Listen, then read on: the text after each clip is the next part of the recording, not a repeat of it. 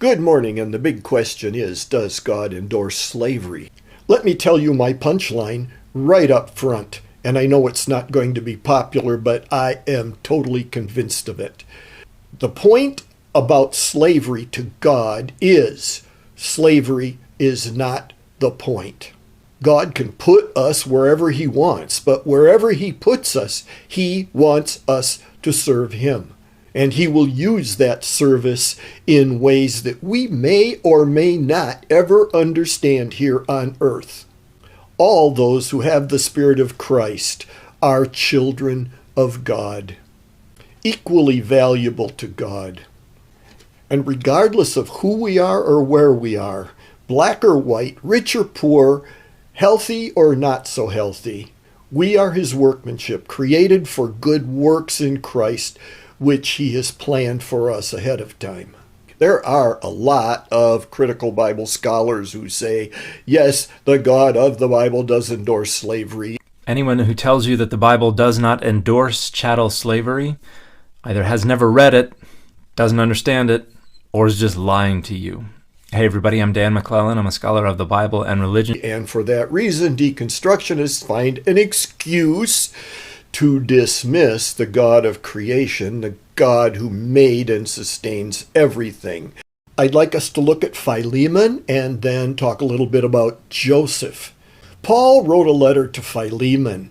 Onesimus had run away. He was Philemon's slave, and he became a believer in Jesus through Paul's witness. Paul tells Onesimus to go back to Philemon and sends a letter to Philemon with Onesimus saying, accept Onesimus back. Yes, he's a slave and you are his master, but now you are both brothers in Christ. And you should treat and respect each other as such. Is that then an endorsement of slavery? Let's look at Joseph. When Joseph was 17, his brothers sold him into slavery into Egypt, and Joseph was purchased as a slave by Potiphar. Chuck Missler tells us that Potiphar was in charge of executions.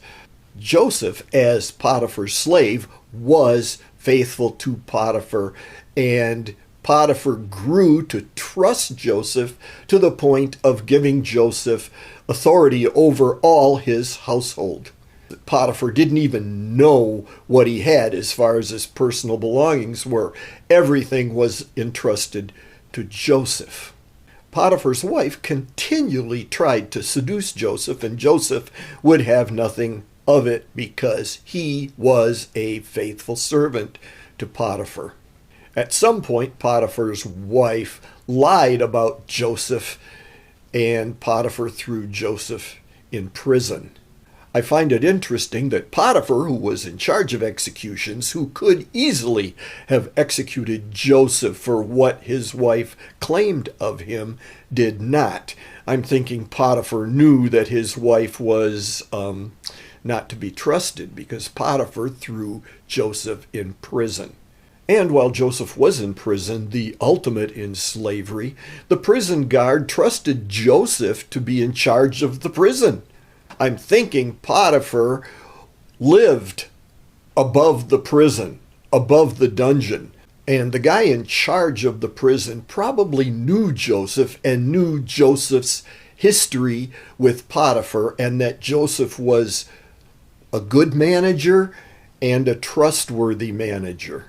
You may know the story. If you don't know the story, go read it in Genesis. But Joseph was eventually brought up to Pharaoh for the purpose of interpreting Pharaoh's dreams, which he did. And it seems immediately Pharaoh put Joseph in charge of all of Egypt. At this time, Joseph was 30 years old, so in one form or another, Joseph had been a slave in Egypt for 13 years.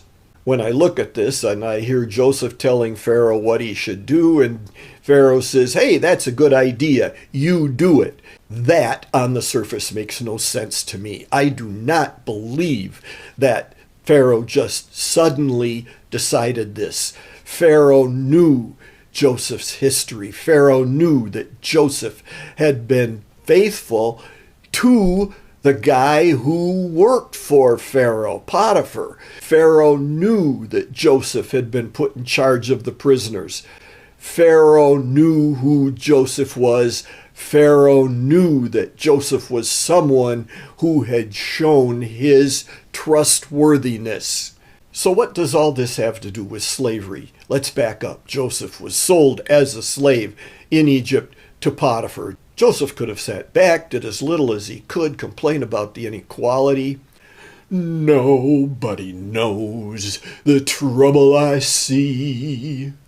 No, I am not endorsing the Atlantic slave trade. Never, ever, please lighten up. The point is, in whatever situation Joseph found himself, he was faithful, he was honest, he worked hard, and God used him from that point.